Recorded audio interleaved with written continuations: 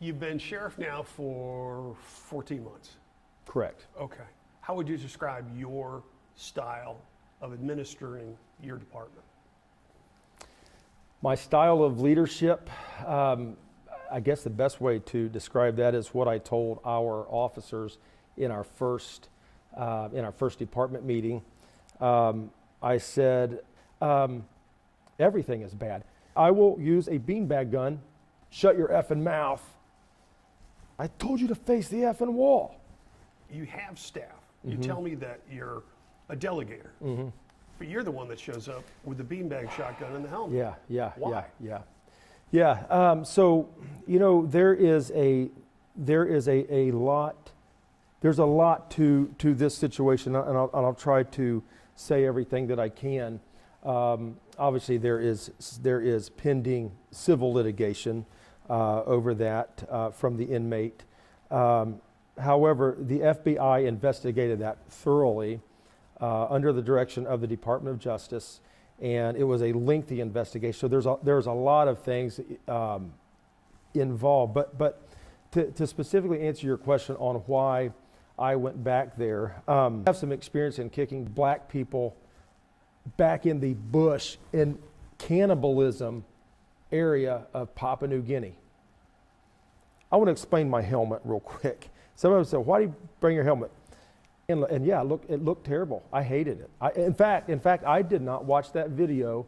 I did not watch it until the FBI, when they were investigating me, they're like, "Well, let's go through it and watch it." And I said, "I haven't looked at it, and I frankly don't want to look at it." So I looked goofy with the helmet on, but. And I'm going to ask you a very indelicate question. Okay. I'm going to point something out to you. Is it delicate or indelicate? Indelicate. Okay. I don't know. Your vocab is bigger than mine. What is indelicate? Hey, hold on for a second. It may be a question you don't like. Oh, I'm an open book, so I'm not going to get upset with Officer Humphreys, the gentleman who led the dance troupe, Marquette Neal, the gentleman you pulled over in town, they're all black. Do you have a problem with people of color? Absolutely. I have an issue with black people. My wife's, some of her best friends are black. She grew up with them. Some of them live here now. And it's sad and it's sick. And you know, all I can do, I guess, shoot people in the face or something like that, but bigger muscle group areas. Why don't go back with me here to a little black boy that's going to say, "Hey, Uncle John," and want to give me a hug, and we're not allowed to hug in here.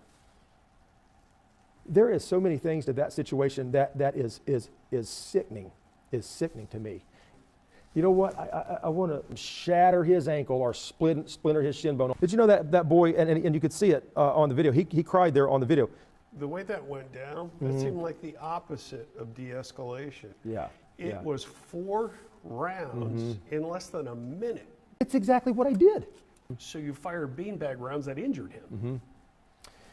Yeah, so beanbag rounds are they are to be used to neutralize all black people that were, how do I say, I mean, they are not as cultured, I don't know what the word is, as we are here, okay?